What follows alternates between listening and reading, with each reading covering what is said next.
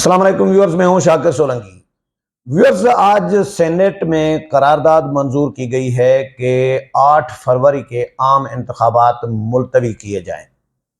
करारदाद किसने पेश की है और करारदाद पेश करवाने के पीछे असल मकासद क्या हैं, और सियासी जमातों का, बड़ी जमातें जो हैं, नून लीग है, पीपल्स पार्टी है, इनका किरदार क्या रहा, आप सुनकर हैरान रह जाएंगे। आपको भी अंदाजा हो जाएगा मैं जब सिचुएशन बताऊंगा कि करारदाद मंजूर होने से पहले पार्लियामेंट में, सेनेट में क्या होता रहा, क्या कुछ होता रहा, और पहले क्या होता रहा है माजी में, और ये करारदाद हुई कैसे है। ये बड़ी इंटरेस्टिंग कहानी है जो मैं आपके साथ शेयर करूंगा। पहले तो करारदाद आज एजेंडे पर नहीं था। यह भी नोट करने वाली बात है कि करारदाद एजेंडे पर नहीं था, अचानक करारदाद लाई गई। अचानक कैसे लाई गई? हामिद मीर के बकौल कि वो करारदाद से पहले पार्लियामेंट में मौजूद थे, मुख्तलिफ सेनेटर से, अफनानुल्लाह और बाकी लोगों से भी मिले, इलेक्शन के हवाले से डिस्कशन की, लेकिन सारे सेनेटर्स जितने भी उनसे मिले, उन्होंने कहा कि जी इलेक्शन तो हम वक्त पे चाह रहे हैं, सारे सेनेटर्स वक्त पे चाह रहे हैं। किसी को भी इलेक्शन मुलतवी कराने का, प्लान का या मुलतवी कराने की करारदाद का कोई ऐसा कोई सीन नहीं था, नजर नहीं आ रहा था, किसी के इल्म में नहीं था कि कोई करारदाद भी लाई जाएगी, जबकि एजेंडे पर भी नहीं थी और सेनेटर्स को भी पता नहीं था कि करारदाद लाई जाएगी।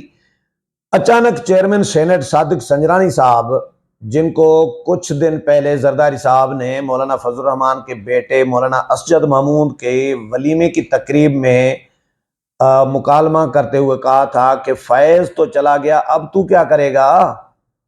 तो ये वीडियो जो मैंने रिकॉर्ड की थी और वायरल भी मेरी सिंध टीवी न्यूज़ की हुई थी, तमाम टीवी चैनल्स ने, जियो ने, समा ने, बाकी TV channels, national media, social media पे वो सिंध टीवी न्यूज़ की वाटर मार्क के साथ वीडियो वायरल हुई थी। वही सादिक संजरानी, अब पहचान लिया होगा।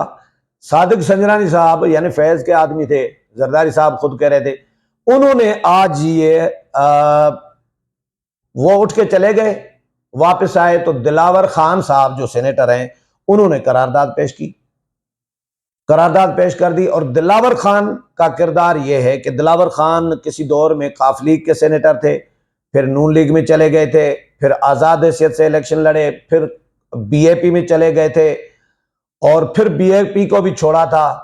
और चेयरमैन सेनेट सादिक संजरानी के खिलाफ जब तहरीक अदम एतमाद लाई जा रही थी, तो उन दिनों में ये बीएपी को, बलूचिस्तान अवामी पार्टी यानी बाप को भी छोड़कर आज़ाद पैनल एक बनाया था, आज़ाद ग्रुप, 5 सेनेटर्स का दिलावर खान ने, और आज़ाद हैसियत में सेनेट में वो बैठे थे। यही दिलावर खान, इन्होंने करारदाद पेश कर दी।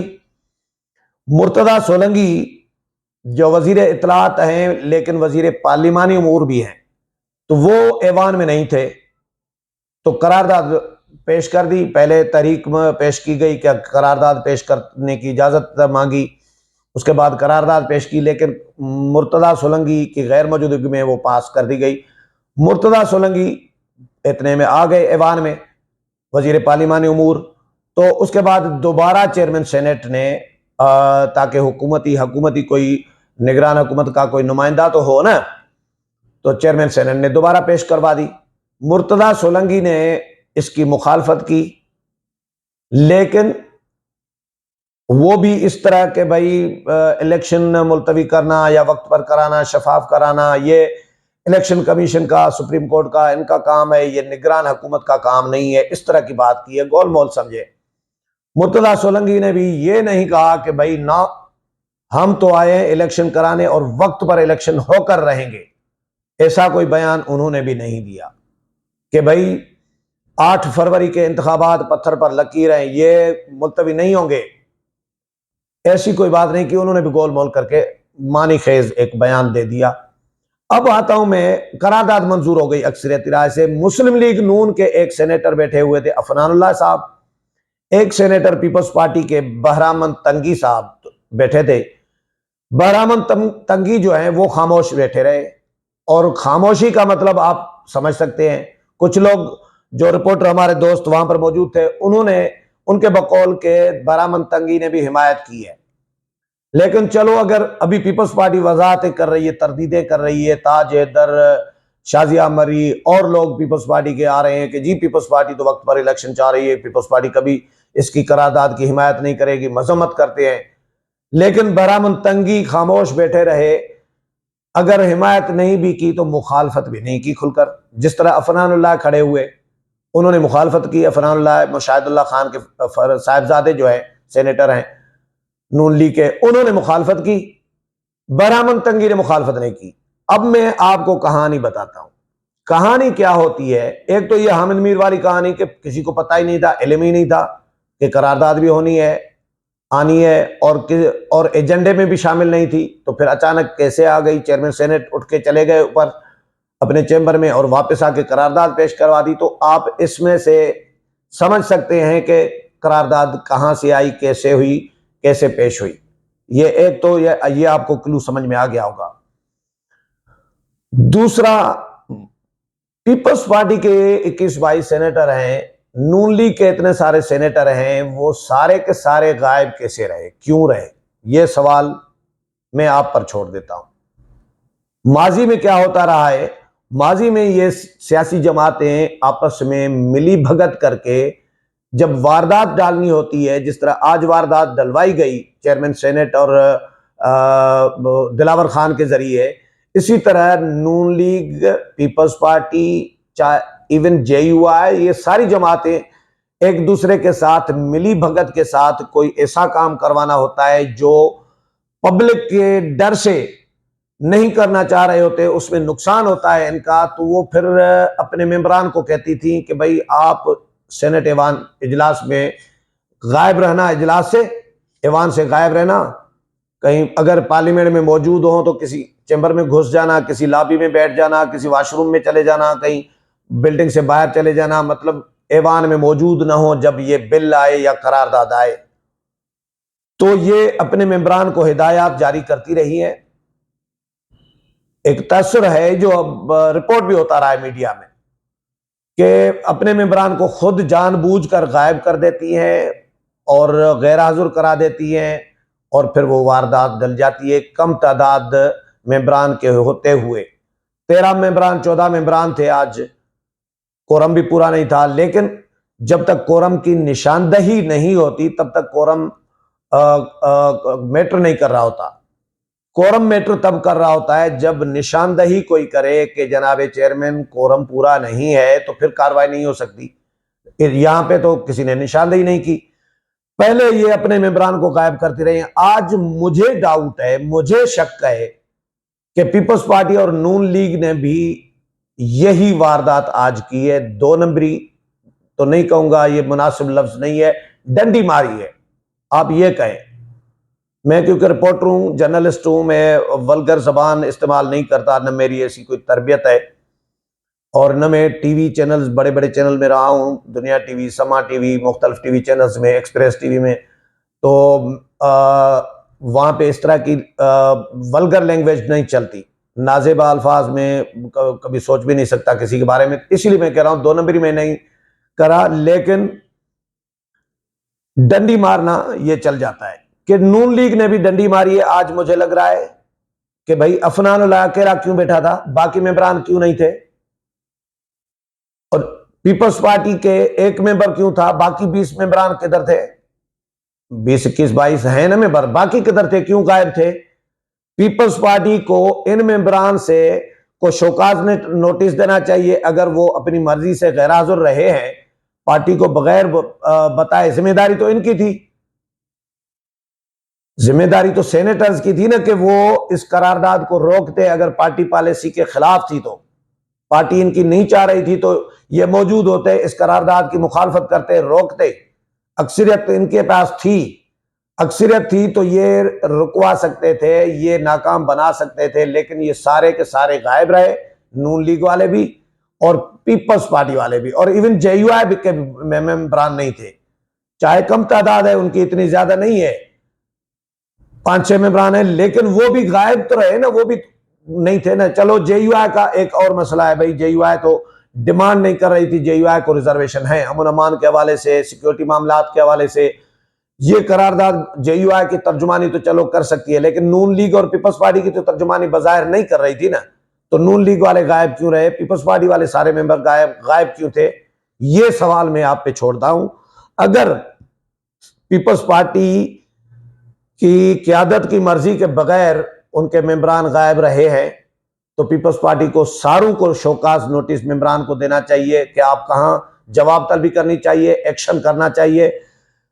अगर नून लीग की क्यादत की मर्जी के बगैर नून लीग के बाकी मेंबरान गायब रहे हैं सारे के सारे अफनानुल्लाह के अलावा, तो नून लीग की क्यादत को भी अपने मेंबरान को शोकाज नोटिस करना चाहिए, कार्रवाई करना चाहिए, पूछगछ करना चाहिए। अगर ये दोनों जमातें अपने मेंबरान के खिलाफ कार्रवाई नहीं करती, शोकाज नोटिस नहीं जारी करती, एक्शन नहीं करती, पूछताछ नहीं करती, तो फिर आप 100% यकीन समझ लें, मैं तो यकीन समझ लूंगा कि पीपल्स पार्टी ने डंडी मारी है, नून लीग ने भी डंडी मारी है, और ये करारदाद इलेक्शन मुलतवी कराने वाली करारदाद नून लीग की क्यादत और पीपल्स पार्टी की क्यादत की मर्जी के साथ आई है। ये मैं ये यकीन कर लूंगा फिर। और ये करारदाद चाहे चलो ऐसा अगर नहीं है, फर्ज करें न भी हो, आई कहां से करारदाद?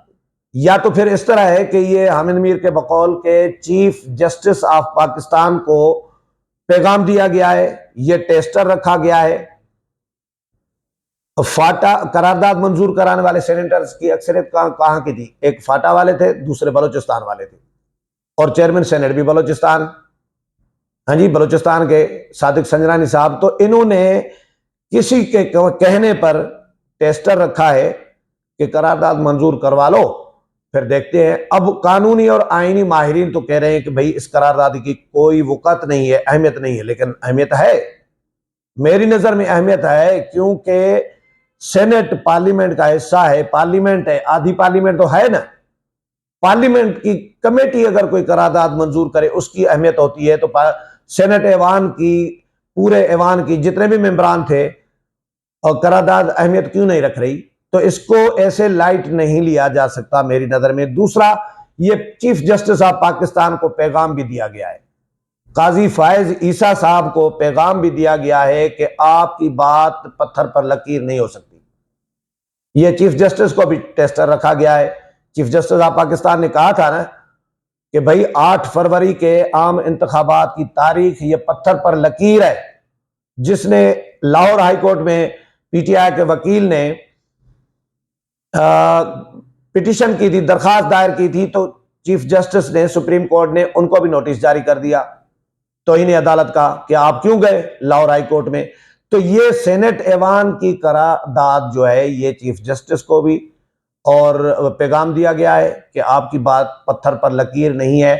और एक टेस्टर भी शायद रखा गया है कि भाई एक पानी में पत्थर फेंक के देखो कितना पानी हिल रहा है, रिएक्शन क्या आता है इस करारदाद का। ये रिएक्शन देखने के लिए भी शायद ये करारदाद पेश की गई है। लेकिन मुझे मेरा शक है पीपल्स पार्टी और नून लीग पर कि इन्होंने अपने मेंबरान जानबूझकर ऐवान में नहीं भेजे, उनको गायब रखा है कि आप जाओ ही ना। अभी ताज हैदर साहब कह रहे थे कि भाई देखें ये चेयरमैन सेनेट डंडी मार जाते हैं, वारदात डाल देते हैं, पहले भी इस तरह करते रहे हैं, चेयरमैन सेनेट वारदातें डालते रहे हैं, ये मुझे पता है, मैं भी देखता रहा हूं, हम भी नोट करते रहे हैं, सादिक संजरानी साहब वारदात ये हैं। लेकिन ये अगर गायब न रहे, चेयरमैन सेनेट गायब नहीं होता ज्यादातर, तो ये मेंबरान क्यों गायब होते हैं भाई? 20-21 मेंबरान का ही काम पड़ गया था, मजबूरियां हो गई थी, ये कैसे पॉसिबल है?